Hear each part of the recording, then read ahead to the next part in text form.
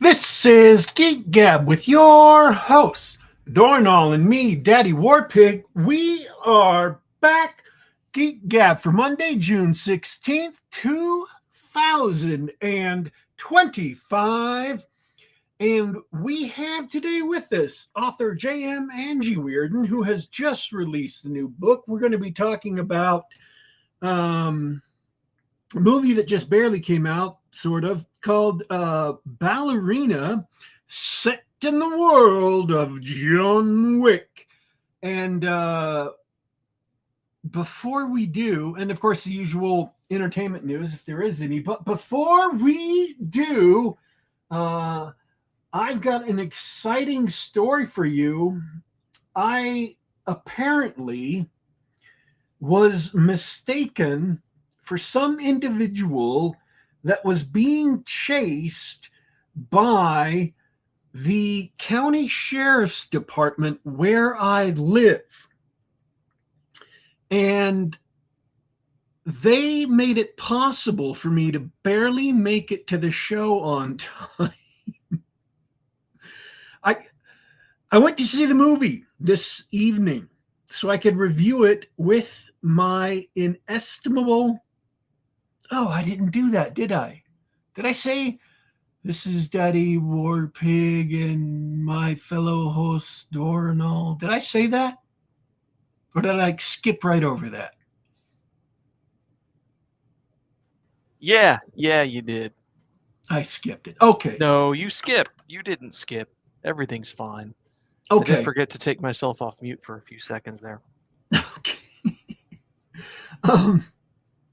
So anyways, I went and saw Ballerina tonight so we could review it on tonight's show. And then I drove home. Mere, like 40 minutes before the show began, or was scheduled to begin. And I took out my phone to check something out. And as I was checking it out, I was sending and receiving messages with our wonderful and fantabulous guest. And right around there, I clocked out. I just fell asleep in the seat of the vehicle I had driven to watch the movie.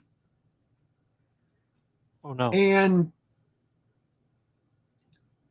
if it had not been for a sheriff's deputy coming and pounding on the window, okay, he gently tapped on the window of the vehicle and waking me up, I would not have been here on time for the show. He asked me, who I was and what I was doing there. And I said, oh, this is my own parking lot of my own house. I just fell asleep in my car. And he said, well, we had a couple of people call in. And I've never had people call the sheriff's department on me for falling asleep in a vehicle. I did not know that seemed to be something dangerous, that someone would call you in to the sheriff's department for doing. Is sleeping in your car a menacing event now? Is that something that seems, in a small country town, far removed from most other towns, half an hour from the nearest theater, is that a threatening gesture? Have I unwittingly imitated some gangland initiation ritual by being asleep in a vehicle? I think that's pretty sketchy of you. I mean, have you seen you, Daddy Warpig? And I checked my watch. I checked my phone. And it says it's 3 minutes before the show is supposed to start. So I'm getting stuff picked up, and I'm picking up my drink from the movie theater and the leftover food from the movie theater. I'm getting ready to get out. And he's asked me like 2 or 3 times what I'm doing here. And I'm like, I drove home. I fell asleep. This is the driveway of the house I live. And he asked me my name. So I give him my name and I said, I can go get, one of the other people I live here with to verify this. And then all of a sudden, another sheriff's deputy walks up.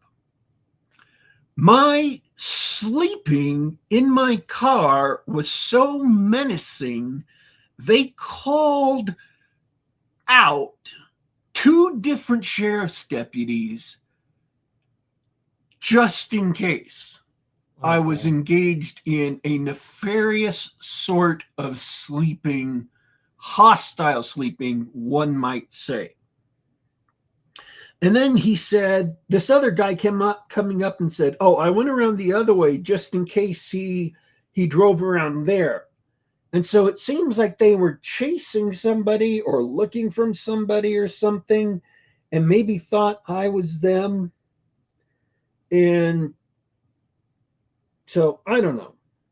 I just had to get inside the house real quick, and I wanted to extricate myself from the situation. So I thanked him. I said, have a good night, gentlemen. I've got to get inside. I've got to do a podcast right now. And the sheriff's deputy looked kind of confused. He's like, you do a podcast? I said, yeah, I do a podcast in like 3 minutes. I've really got to go. And I took off. So just be forewarned, if you are in rural Utah, don't fall asleep in your cars because it's a suspicious circumstance and people might call you in. Yeah, guys, get it together. I don't know what it is, but the funny thing is, my father-in-law lives in rural Utah, and his truck is his office. He's in there almost more than he's inside, and I would guarantee he's fallen asleep in there a bunch of times.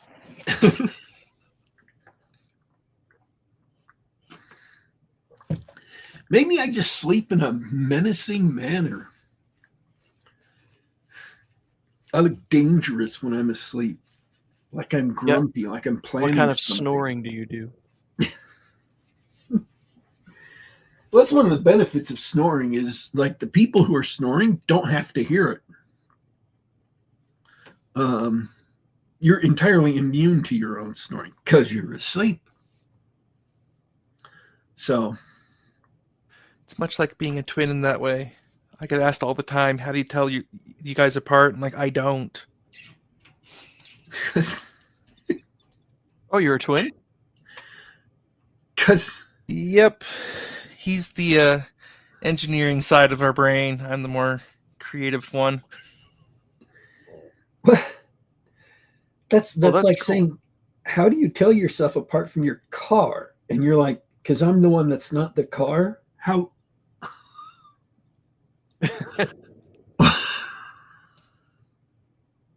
Yeah, pretty much. I mean, it's like, I don't know. I mean, you have to repeat yourself, Descartes, that you think therefore you are, to remind yourself that you are in fact a person. I don't know. I mean, if you do, no judging. I occasionally have to remind myself I am not actually Twitter. So everyone should remind themselves that Twitter is not a real place on the regular. Twitter is not a real place. That is true. In any case, I thought Ballerina was incredible. I had a lot of fun. If you like John Wick, you should go watch Ballerina. The fight scenes are awesome.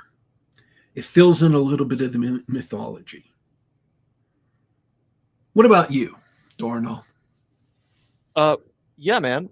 What can I say? Filling in the mythology is not useful or interesting. So I actually put that in the negative column, but it was a fun movie that didn't spend too much time on fleshing out the mythology. The world of John Wick is completely absurd. Yes. Completely absurd. And so they made a spin-off movie with a likable actress doing action stunts believably enough for the absurd world of John Wick. And they were fun to watch, and they were different in style and in choreography from most John Wick fights, which made it very entertaining to watch. Because to watch Ana de Armas do the same thing Keanu Reeves does would be kind of she employs some of the same maneuvers, but um, it's a woman's touch. She fights like a girl, which they sort of make a point of early in the film. It was a lot of fun. And at a song over the credits. Yeah, and that's why I said what I was saying. Bradford Walker in the chat says Ballerina should have been shelved until Girl Boss fatigue has passed. Then it would have succeeded in the box office. I don't know if it's succeeding in the box office. I presume not, based on your comment. I don't know that we'll ever be rid of Girl Boss fatigue. And the existence of the Girl Boss characters, the ballerina's mentors or leaders, the Russian woman who runs the ballet company that's a front for assassins that you've already seen in John Wick, right? Characters like that. Yeah, you could roll your eyes and groan at that. But I don't know that we're ever going to be sick of or not sick of girl bosses, which is what made it nice to see that Ballerina didn't fall.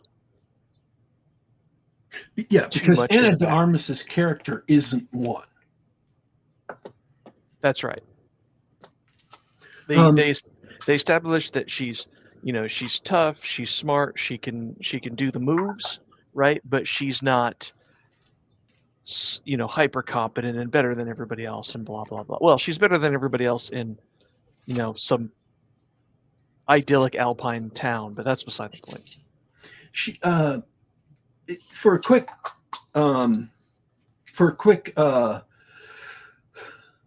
Synopsis? recap, she's her father gets killed by one of the assassin clans in John Wick's world.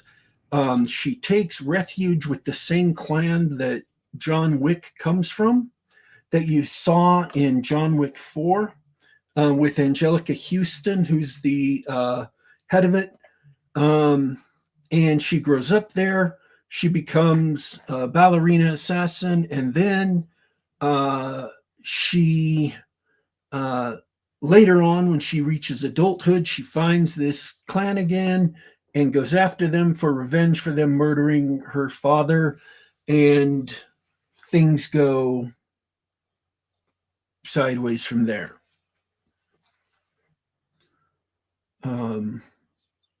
But her journey of revenge is not John Wick's journey of revenge, because he knew in the first movie, he knew he was going after who he was going after. He just went up the ladder and kept on, killing people higher and higher on the ladder until somebody listened to him.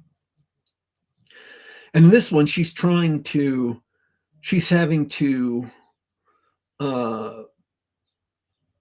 they show her training, they show her growing up, they show why it's plausible that a smaller, physically weaker woman can fight and succeed in this world.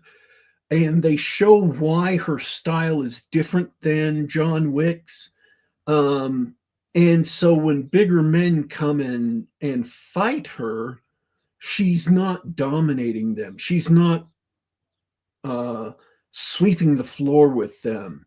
She's having to, and they show her, most importantly, they show her undergoing pain endurance training and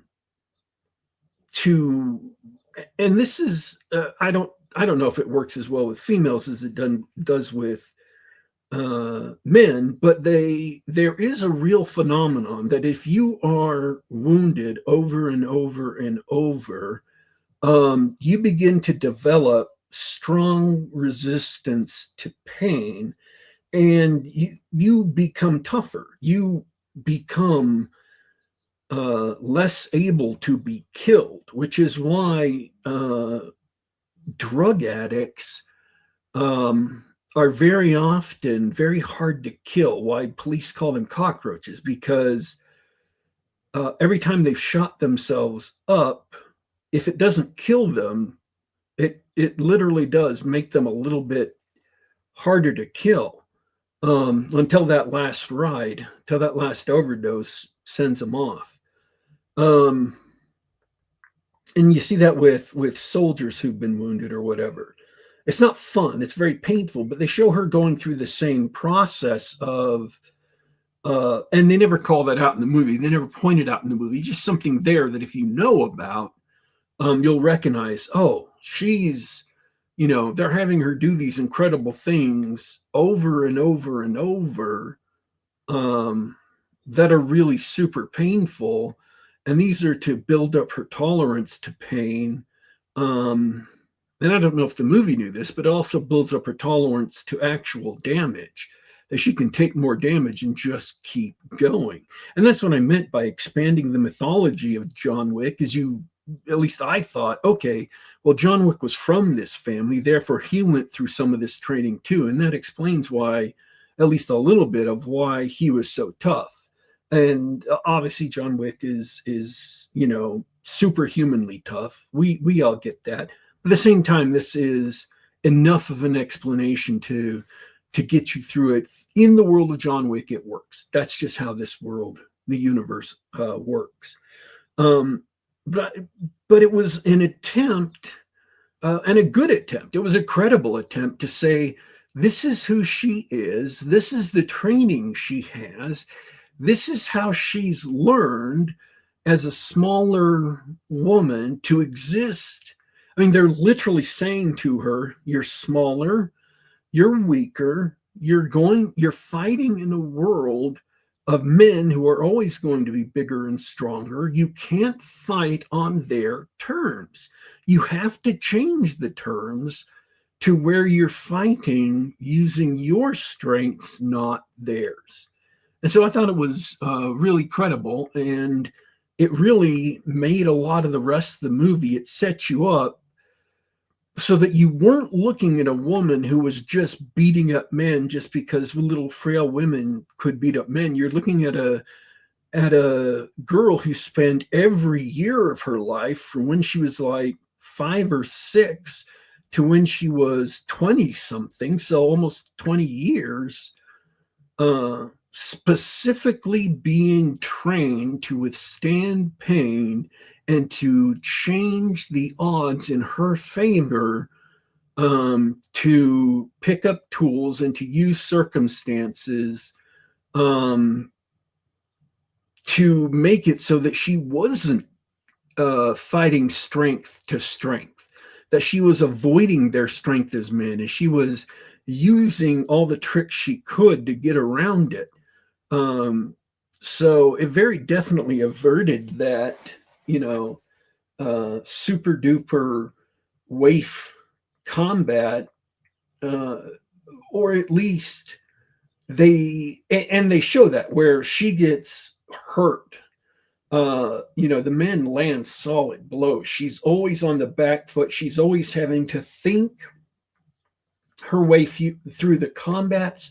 She can never just walk in and use raw muscle to fight. She's always having to look for advantages in the surroundings. And they do have men there who are big, burly, muscly men who can just pick her up, who can just, pick up heavy things or whatever.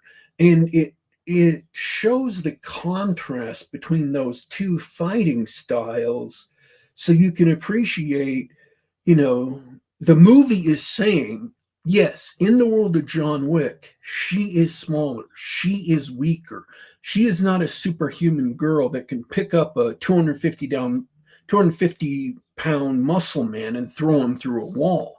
She has to think her way through these situations and use every advantage she can, because if she doesn't, she will get broken and killed.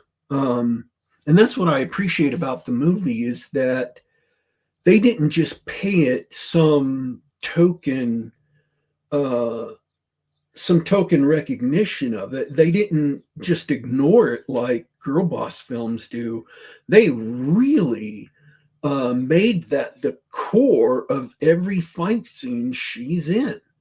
Her having to work to win, and that makes the movie so much better, because it makes it, like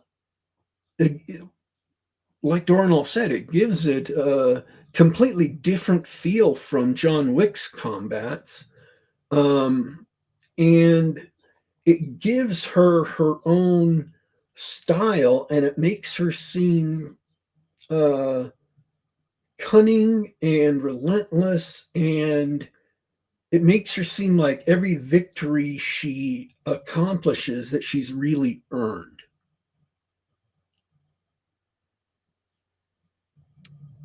Absolutely. Well said. That's why I liked it. And all of the fights they had in this movie are new. They're taking place in new environments. They're taking place with new weapons, or they're using familiar weapons in different ways. They have scenes that are reminiscent of scenes we've seen in John Wick before, but which suddenly veer off in unexpected ways. And so it is not a movie that's resting on its laurels being part of the John Wick universe. It's not a lazy cash grab spinoff. They really put a lot of thought and a lot of work into making some really excellent scenes. And, you know, John Wick had some ludicrous elements from the beginning. Just the gold coins didn't make a lot of sense right from the beginning, but they were colorful and they were unique and they were compelling and romantic, and all the things in this movie that work the same way are for the same reason. I mean, you can say, yeah, that's not realistic. And it's like, yeah, but it fits right in with the John Wick universe. And it's not realistic for a reason, because it's this baroque, hidden world underneath the real world. And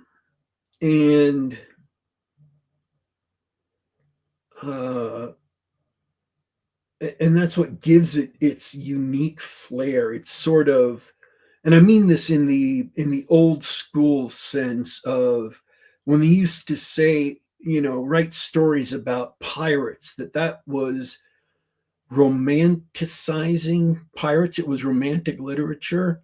John Wick is a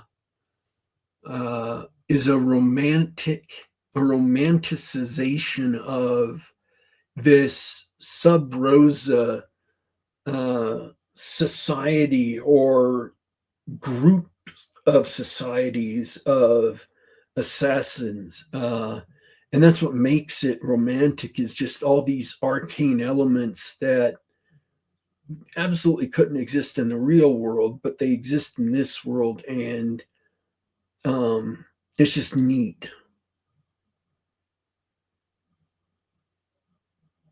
So yeah, I really like the movie. Cool.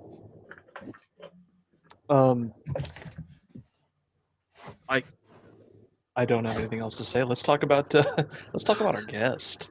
Okay. Sorry about that, JM. Welcome to the show. We've already heard your voice, but tell us a little bit more about yourself. Well,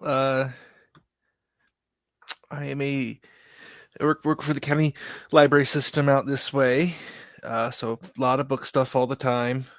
I also, since I'm a teen librarian, I get to justify stuff like doing Dungeons and Dragons every week at the library and get paid for it, which isn't as outrageous as it sounds because it is legitimately good for the kids for like math skills and problem solving and teamwork and all of that. And it actually has been fun, like that kind of thing, because I've been doing it for years and years now, and so I've had one kid coming like almost weekly, start off 12-year-old, and now he's what was it? Oh, he's an intelligence officer in the Marines, if I remember correctly. I might be pretty sure Wow. Marines. Gotta say, it's a bit interesting to get interviewed by the guys wanting to see if he can have a security clearance when you first met the kid when he was 12. But anyway, so apart from that, I've written 11 books now, working on the 12th. And it's fitting that the girl boss thing came up, because the girl bosses are the bane of my existence, because I happen to like writing female characters, and I really, really hate girl bosses because it's ruining it for all the rest of us. Because that is not what I write at all. I do write mostly science fiction, fantasy. I have one novel that is technically a romance, mostly because the silly characters would not shut up about turning a bank robbery into a meet cute. It's a superhero story. And yeah, so that one I just finally gave up and ran with it, and it's a romance novel. Although, I suppose by romance novel standards, not spicy at all. My main series is about a girl who escapes, which basically space North Korea, lies about her age to go to night school to become a starship mechanic, and just keeps getting farther and farther over her head with each book. That one, book 7, just came out and more or less wraps up the first arc that has now started off with bad bosses, and then later on space pirates to intergalactic war. So, well, I guess interstellar.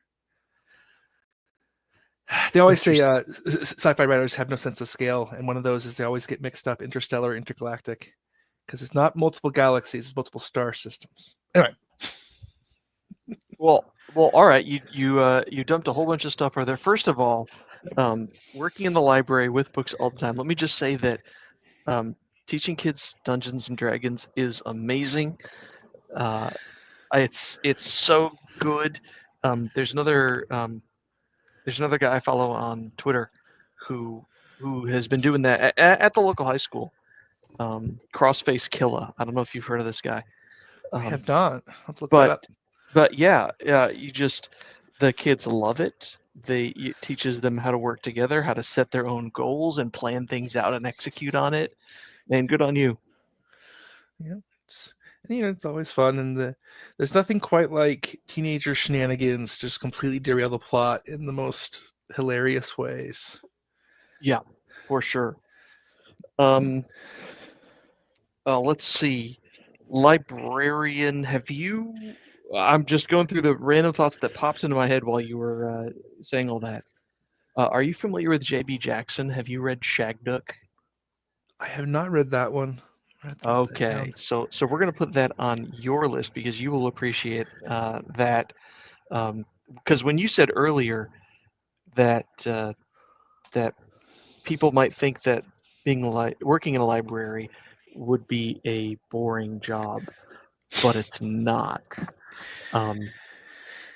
This book is right up your alley. It is the story of a librarian who dabbles in witchcraft and accidentally summons a demon, and everything goes horribly wrong. Well, that does sound good. It's fantastic. It's something that I think people should get explored more often. There's an author who I won't name because I loathe his guts, and I think it's mutual. I don't think his books are particularly good, but his concepts, his premises are amazing.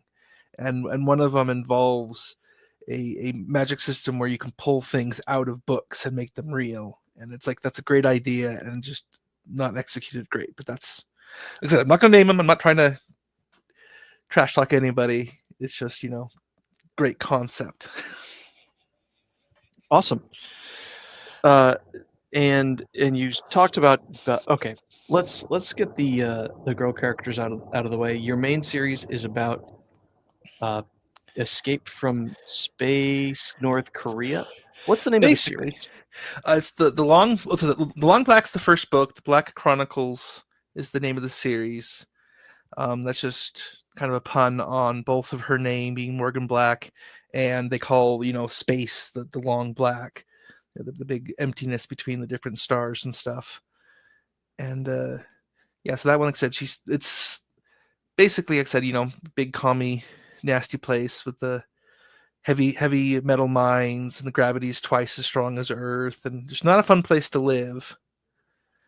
But from there, she escapes, becomes a mechanic, and just everything keeps getting just a little more crazy for her with each book, which is fun in its own way. I'm rather mean to her, but she has some help, thankfully. What's so a space mechanic? All right? So help me sell me on that. What's the fun in that? What's the fun in being a space mechanic? Well, like I said, that's where she starts off, and the fun there is like her whole goal is just to go off and see the stars, see more of the galaxy, and working the freight lines is a great way to do that because they're constantly moving. Because of course, freighters like big rigs today and all that, if they're sitting still, they're losing money, and so just constantly moving from place to place. And for her, since she grew up in the mines, she was learning to fix machines from the age of 8. And so becoming a mechanic was just a natural extension of that, especially with her dad was an engineer and taught her a lot of stuff there.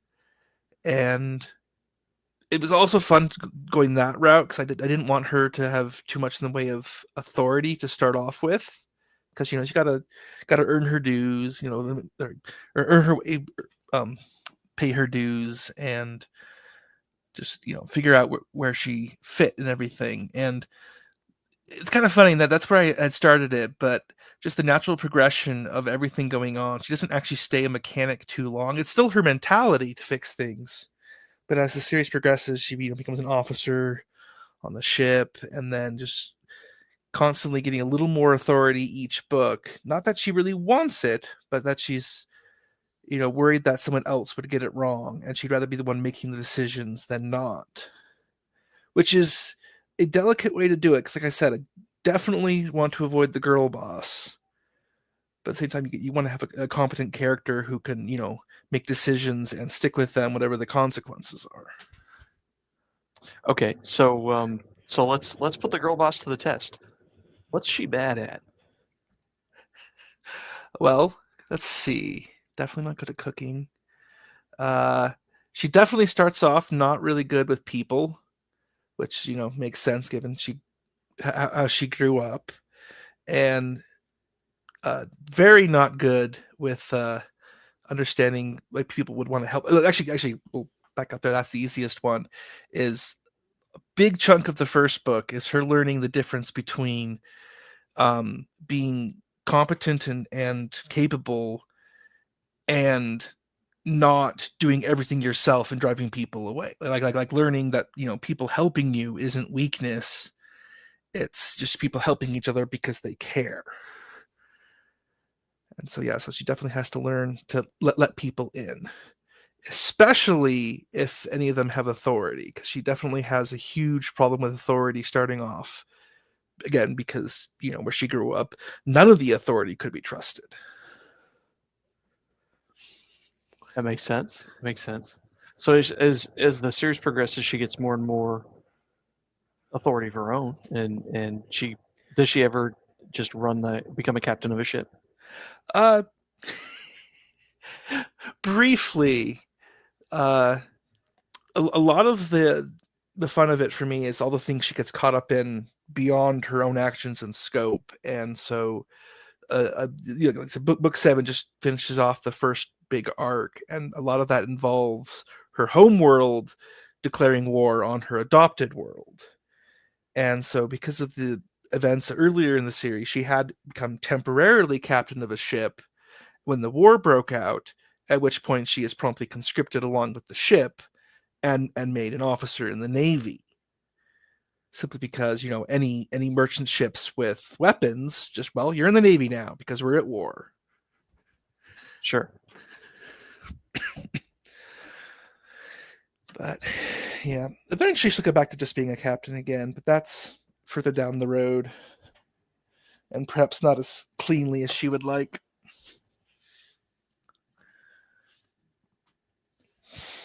Let's see. So how many, I'm just checking out the link here. It looks like you're up to book number 7. Mhm. Did you just release that? Yeah, it came out 2-3 weeks ago. Very, very end of May. All right. So tell me what's going on in the latest book. Well, the latest one picks up right after book 6, because way earlier on in the series, she got it in her head to use all the money she was getting from capturing pirate ships to go rescue her parents. And that honestly was a terrible plan. Like, there's no way she could have pulled that off on her own, given the realities of technology and stuff. But the core of the idea was good. And so that ended up being used in book 6 to go and not rescue her parents, but kidnap the leader of her homeworld. Because if they can get him, they can try and force an end to the war. And so book 7 picks up right after that, commando mission. And now they've got to try and, actually negotiate a peace. And one of the big themes here is, avoiding the mistakes of World War I. Because it's like absolutely natural that the people are going to want revenge. But, revenge is very tempting and will just ensure another war down the line. And so there's that whole balance between justice and ensuring a lasting peace. Gotcha. Okay, something I'm not clear on. This sounds like a very human-centric universe. Do you have weird aliens and magic and psychic powers and stuff in your group? Oh, yeah, that is certainly worth bringing up. Yeah, there are no aliens, at least not that anyone has ever met. It's all just humans, spread out throughout the galaxy. Earth actually is not in contact with the rest of the galaxy. No one knows why, because no one's come back from trying to contact them. But there's all these other planets with their own governments, and no psychic powers or magic or anything. And honestly, apart from like some anti-gravity tech for gravity plating on the ships and stuff, and then the faster than light gates they use, the technology isn't really all that far advanced from ours. I mean, of course, there's better computers, better weapons and stuff, but like it's not like teleportation or energy shields or anything like that. It's the technology is definitely there to support the story of Morgan and her friends and her growth as a person. I guess it's a bit of a tangent, but one thing that drives a lot of my writing is this idea I have that people are people. It's like, you look at history, you see little fragments here and there, and that people really just are people, regardless of how far behind us they are or ahead of us. I mean, there's a fragment they found once from ancient Greece. It's a little bit of a meeting of the town elders, and they're complaining that the young women are wearing too much paint and spending too much time in the market. It's like 2,000 years ago, the teen girls were in the mall with too much makeup on.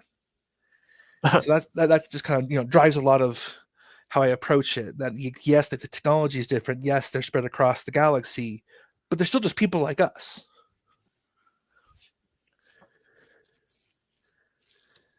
I like that. And part of that's also that I mean I love stories with aliens. Don't get me wrong; they're amazingly well done. But I do also, for my own writing, it's you can have plenty of strange customs and cultures without reaching for the aliens. Sure. If the aliens at the end of the day are just going to be humans in masks, then what's the point? Mm-hmm. I think I get you. I think I get what you're putting down. So, what's your favorite thing about writing in this universe, or I mean, where did it come from? Oh wow! trying to remember where this one started, because this series, its origins, I don't know, at least 15 years ago. The first book was published in 2017, so there was a long gestation process for the first one. But I guess it really did just start with like this idea of, what would it be like to be going out into a galaxy you almost know nothing about because of how you were raised and where you were raised, and just seeing all the different ways people can live, all the different things that can be created, I guess. And so does your background as working in a library, does that inform any of this, or is it just a general love of books and fiction? It certainly helps with how I approach my storytelling to an extent, like a little more mindful about the feel of it, the tropes. Honestly, it's at this point it's kind of funny because I don't read too much of late in like Western science fiction and fantasy, simply because I've read so many books that I've started just like be able to predict how things are going to go. And so I'm trying, to broaden my horizons with different types of storytelling. So I've been reading a lot more stories from Korea, from Japan, a little bit from China too, just to get different storytelling methods and different ways of doing it, and stories that I can't guess how they're going to end. Fair. And so that one's fun because it's like I don't want to just copy them either, but it can be fun trying to incorporate elements into them, how they work for me, instead of just copying them over. Right. So what have you found does work for you the best? In general, with writing, I find it's very character centric. So I, make the character, figure out how they tick, kind of set the ground stage, and kind of roughly how it's going to go, but then just let the characters loose and let them dictate what's going to happen, based not on how I planned it out, but on how they would react realistically. I mean, it's like I said that I had the one novel to romance because I had set up this superhero character where it just kind of felt right that she would respond to stress by being silly and flirty. And so that just naturally led into her just completely flirting with the superhero. And then suddenly that's the whole focus of the story. So not at all how I envisioned it, but it fit the character better than what I had anyway. So less planning, more just seat the pants, I guess. So you're that was my follow-up question. So you're not a planner, you're a pantser. Mostly. Like I said, I still have, there's still an outline when I start. I'm just expecting, well, it's like, running Dungeons and Dragons. I have the module, I have the idea of how it's going to go, and I just assume that at some point fairly early on, the players are going to completely derail it, and so I'll just go with that. So I have the outline, but it's not very fleshed out because I know I'm going to get rid of it anyway. Yeah, that makes sense. Wait, is that how you play Dungeons and Dragons? You use modules? Sometimes it varies. Like I said, I've been doing it at the library for, I don't know, more than a decade now, like all the way back in 4th edition too. So sometimes you do modules, sometimes you just do completely homebrew. But even when it is modules, it is, I mean, I guess a simple example, there's one, Out of the Abyss, which is basically you start off enslaved by the Drow, and some idiot wizard accidentally summons demon lords into the Underdark. And the basic outline is you escape to the surface, get allies, come back down, deal with the demon lords. Instead, they ended up befriending a succubus and feeding all the demon lords to her instead, never even went to the surface. And the end result of that was they accidentally created a new goddess of redemption. Ha! Which they still reference, 5 years later. So when are you going to write that book? That would be fun, but I would have to be very careful to file the serial numbers off. So I definitely don't want to impinge on their story because that would just be rude. Yeah. Yeah, you definitely have to work with that. A friend of ours just spent like 3 years or something creating and printing a new um, game so that he could file off all of the open gaming license content. Ah, yes. I don't know if you're familiar with that scenario. Oh, a little bit. Absolutely insane what they're doing. So what about you? When you all right, so you don't do a lot of plotting, you don't do a lot of outlining. You're definitely seat of the pants. Um, what do you do about um, action scenes or fights or combats or something like that? Do you tend to do you already have a what's it called an outcome in mind, or do you like to game that sort of thing out? I tend to game it out. Like this. I mean, like I'll be the first person to say that running Dungeons and Dragons and writing a book are actually way farther apart than most people assume. But there are still things that are helpful in both ways.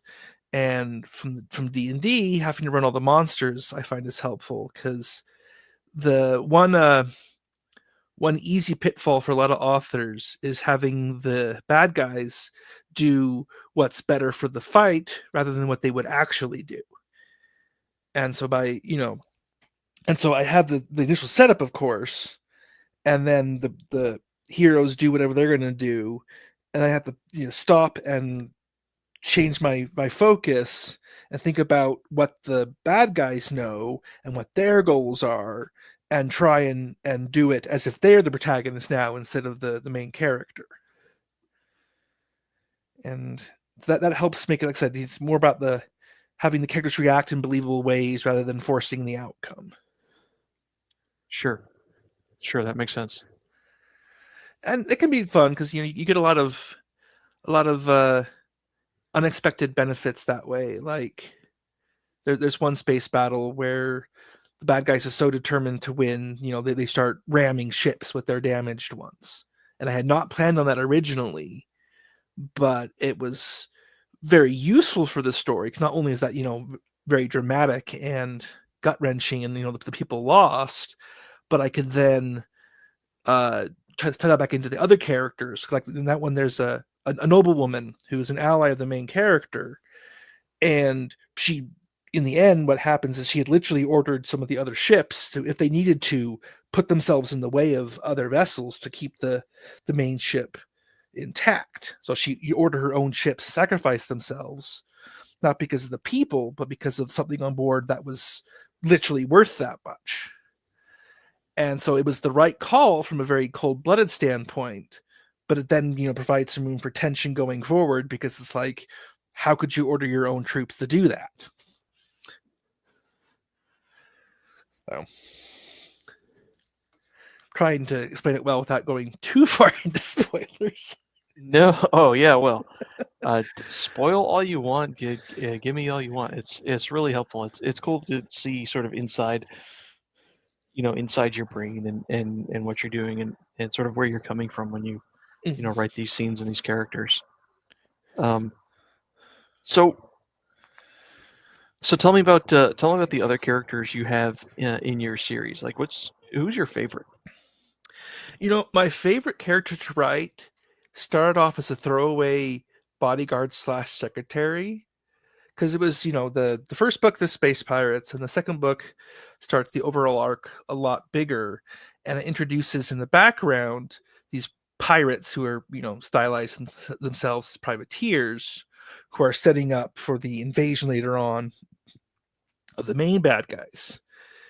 And just for fun, I had it set up, the main pirate presents himself as a middle manager. He has an office on a space station. He has a secretary who looks like she's had work done, but isn't otherwise remarkable. And she ended up being one of my favorite characters, right? Because she is a complete psychopath, like just absolutely nuts, and very much. How do you even describe her? It's like someone who is completely self-centered and values that she's had herself remade genetically, because that proves that she's worth something because she earned it. wasn't just something she was given. Never mind that she earned it by stealing it from others. But so she's just completely opposite of how I am, and it's just a lot of fun to write because everything she does, every line is there to needle at the main character, whoever she's talking to, ultimately to get her own way, because to her, she's the only real person. Everyone else is just there for her amusement. And, and like I say, when I initially created her, she was just the secretary of the bad guy. That's a lot of fun. Yeah. Of course, with her, I think it's a single example.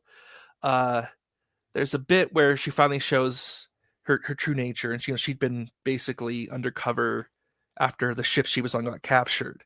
So she's pretending to just have been a prisoner. And so they finally figure out what she's doing. They go to capture her. Before they can blow the door, she blows it from her end, fills the hallway with smoke, kills one of the guards, circles back around and is trying to get in her armored spacesuit. And that's the point where the main character catches her. And so, how do you even describe that without just going over the scene? It was basically, this character is such a psychopath and such a narcissist that she's willing to, use the fact that she's there almost naked because she was in the middle of getting her spacesuit on to distract the main character and reach for her weapon at the same time and needle her about her own insecurities. And it's like 5 layers deep of her narcissism and psychopathy. And it's just a ton of fun to write. And I'm really looking forward to when she finally gets killed off, because she has not had her come up and yet.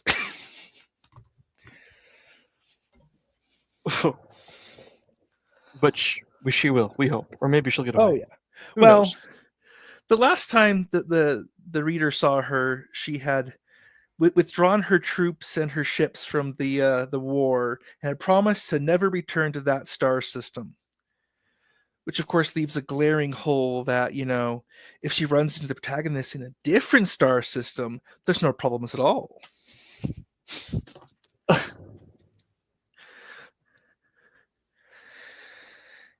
Yeah. All right.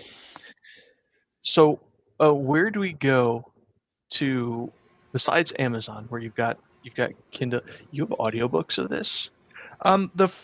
That's one that's interesting, because the first book of the series is out in audio. I was willing to give the Amazon's AI a shot as an experiment. Although, honestly, calling it AI is a stretch. It's really just advanced text-to-speech. And for what it is, it's pretty good. I'm glad I have it for, some of my friends and family who can't really read because of visual issues. But at the same time, it wasn't really satisfactory for me as an artist, because it reads the stuff just fine, but it's very monotone. There's no emotion there. Oh, are you talking about their virtual voice? Yeah. So I gave it a try for the first one as an experiment, and I don't regret doing it, but I don't have plans to do the others just yet. Part of the problem for me with, because I do like doing female main characters, is that I can't do the audiobooks myself, because that would just wouldn't work for some fairly obvious reasons. That'd be a bit off-putting for sure. Yeah, it's like, the gender of the reader does matter, especially with the characters, and so I don't really have too many options on other ways to do it, which is unfortunate, because even my work, there actually is a recording booth available at 2 of the branches, and you can book it, a few times a week. So if I had someone to do it, I could do the audio. It's just I don't have the voice for those particular books. Right. But yeah, other than Amazon, that's pretty much it. I talk about stuff on X, Twitter, but I am spectacularly bad at advertising. I don't do much of it. So I mean, I don't know a better or more tactful way to ask this. So, do you sell any books? Yeah, I mean, I think I've slipped out of first place with the latest, but it was So in you do first really well place. in your releases. Oh yeah, I mean, uh, in my category, I'm up against some Brandon Sanderson stuff, some the Star Wars books, although those aren't the competition they were 20 years ago. Because Right. all my books are intended to be enjoyable by adults, but the primary target audience is teens. And so as far as like teen space opera goes, I think I checked this morning and like all 8 of the space opera books I've written were in the top 50 for the category, at least in ebook, which is the vast majority of my audience. That's one thing. It's very interesting to see. The readers of different genres prefer different formats, and it seems like space opera, military sci-fi, they definitely prefer ebooks, which I am perfectly fine with. I will happily sell whatever format I can do for them. Yeah, that's interesting. That's the first time I've heard that sentiment expressed, and it makes perfect sense that when you really think about it, that different audiences are going to have different preferences in format. Because I'm a big tabletop gamer, and I used to read doorstop fantasy uh, back when I had patience, um, and so I prefer Dead Tree. You know, Mm-hmm. even when I read the latest stuff from Brian Niemeyer, he always sends an Yes. ebook once you've backed his or once it's available. He always sends you an ebook, and Mm. I never read it. I just let it sit there till the mail comes.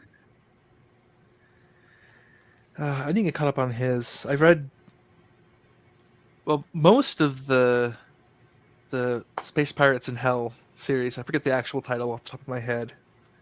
The Soul Lovely. Cycle. Yeah, Soul Cycle, thank you. Lovely books. A little more horror than I generally prefer, but they're so well written that it That's still works for me. literally that's gonna be on Brian's tombstone. Are you kidding me? A little more horror than I envisioned. Yeah, you Yeah. don't say. Well, that's the nice thing with if the book's well written enough, I find that the genre becomes a little less important. I mean, like of late, I've actually been reading a little more romance than I had ever really anticipated, and it's just been so well written that it's been still a lot of fun. Although those again typically Japan for the romances I read. Although that can be tricky. I'm very picky when it comes to horror and comedy, which does make the romances tricky because they tend to be very rom-com. But Now that is a genre that I don't think I will ever understand is comedy. How does anyone get That's that to because you work? don't have a sense of humor. Bro. I mean, I know that was a softball. I know I just laid that up for you, but you didn't have to swing that hard, okay? Yeah.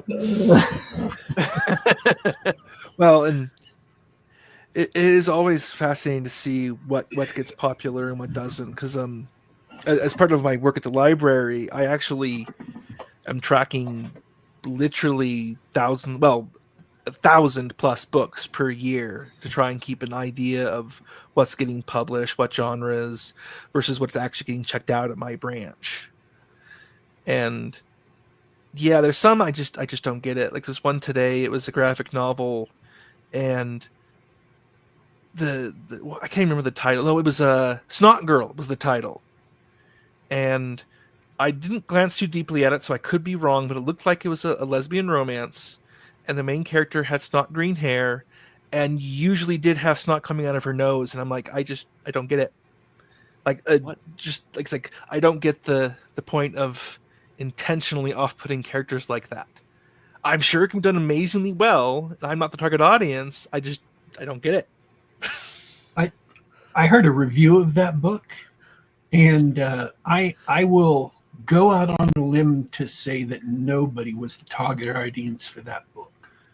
Which does happen. I mean, there are plenty of people who write the books for themselves, and there's nothing wrong with that if that's what you want to do. I mean, it'll definitely make commercial success harder, but for not every author cares about commercial success. So, like, if that's what we want to do, have at it. See, I'm going to go off on a little bit of a rant here. It is okay to write or to paint or to sculpt whatever you want. That's your right as an artist. But you do not have the right to make money doing whatever you want. See, that's the difference. Is if you want to have commercial success, then you need to make something deliberately or accidentally that lots of people like. And I'm going to take J.K. Rowling as an example. She's a good writer, but what she made was accidentally really popular in America. It wasn't as popular in England because the kind of story she wrote with the English boarding school and the houses and stuff were really well known in England.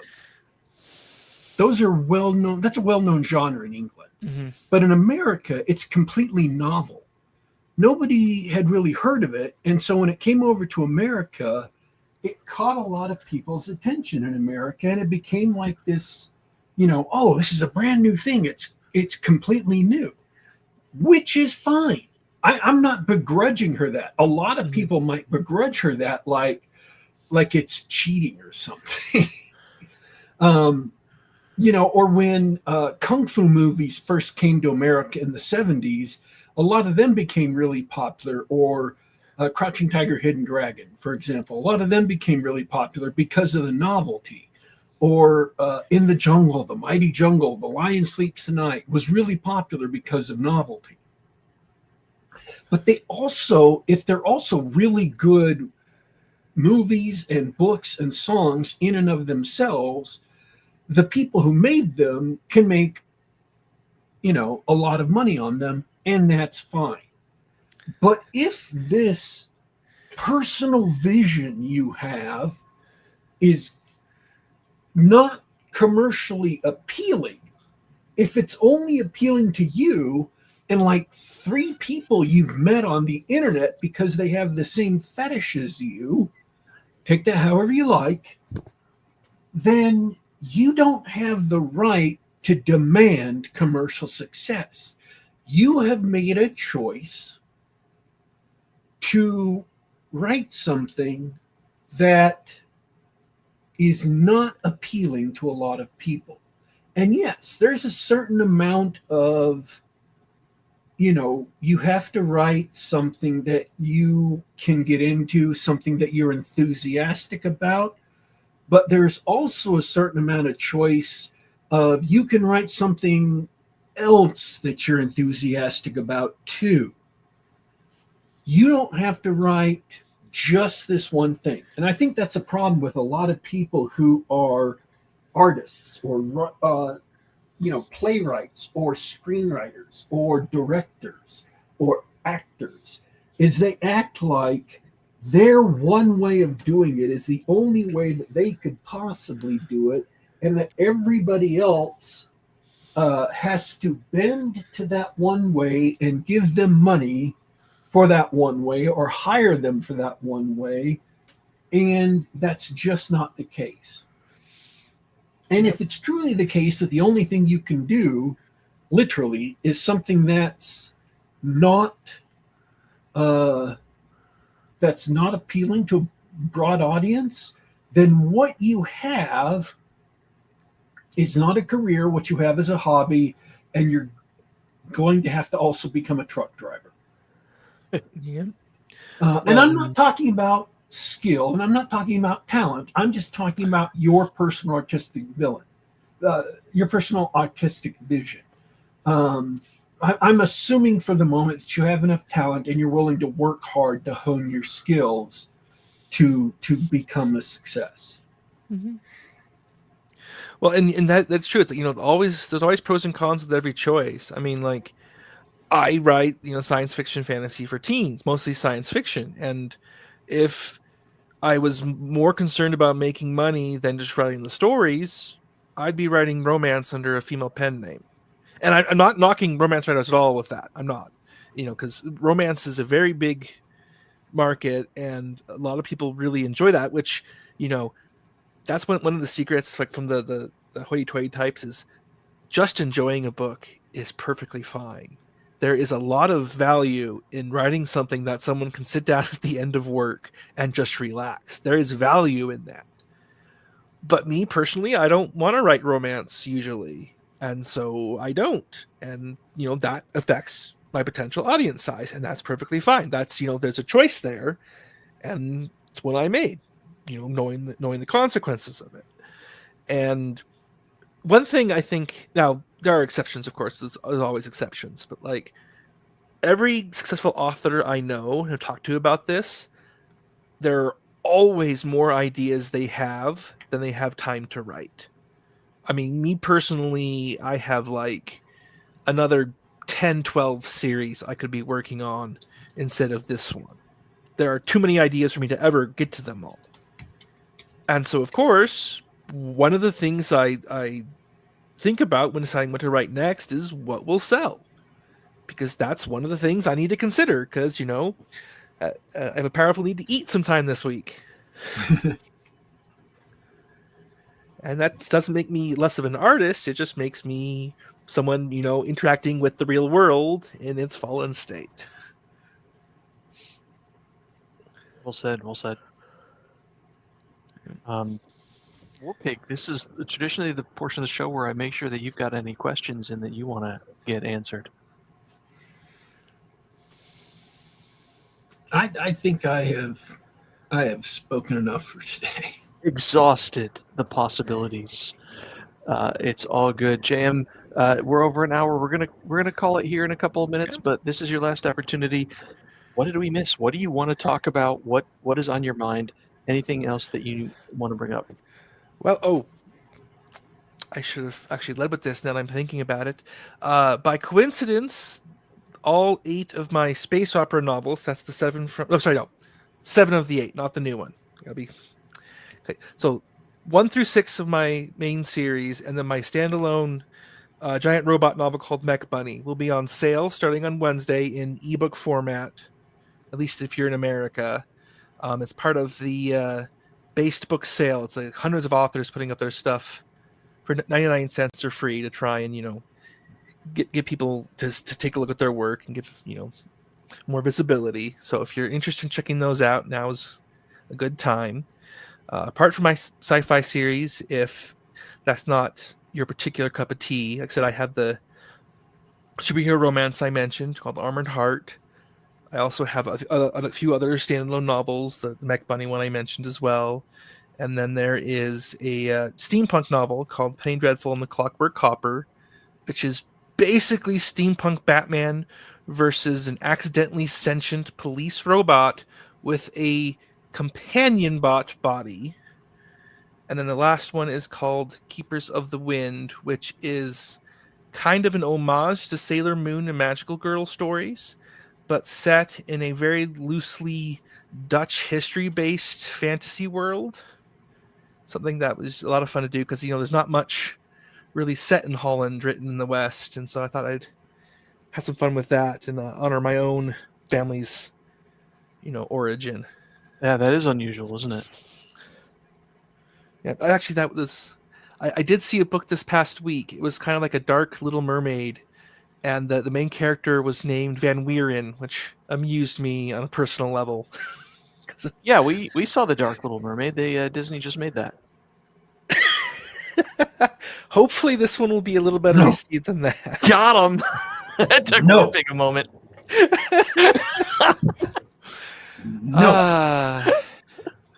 They will kick us off YouTube.